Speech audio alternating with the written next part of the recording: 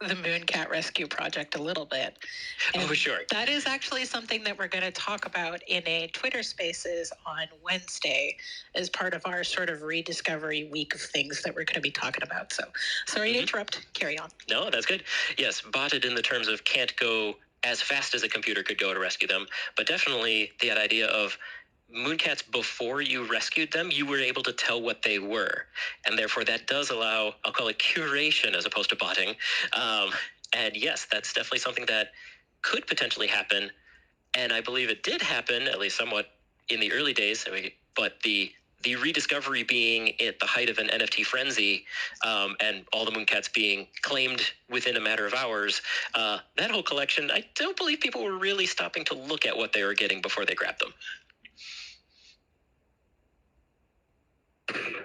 I know I definitely was looking for a very particular cat. I found one, but I wish I found more. Excellent. Yeah, we definitely do have sort of a mix of people who have come back and talked about the rediscovery that have been like, I just grabbed whatever cat that I could. And there are other people that were like, I sat there and I looked for cats until I found the perfect feline and that was mine and I will never sell it and I still have it to this day.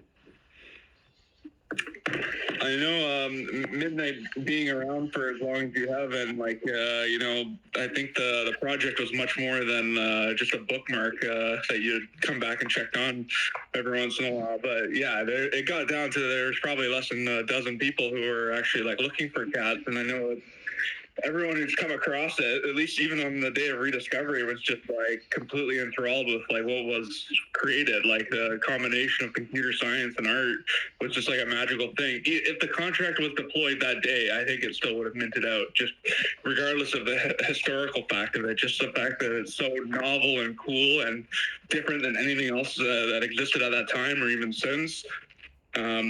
Yeah, I wonder if you could talk a bit about the kind of validation that you felt for the love for the project, and then having it come across your Twitter feed or however you came about to know that day.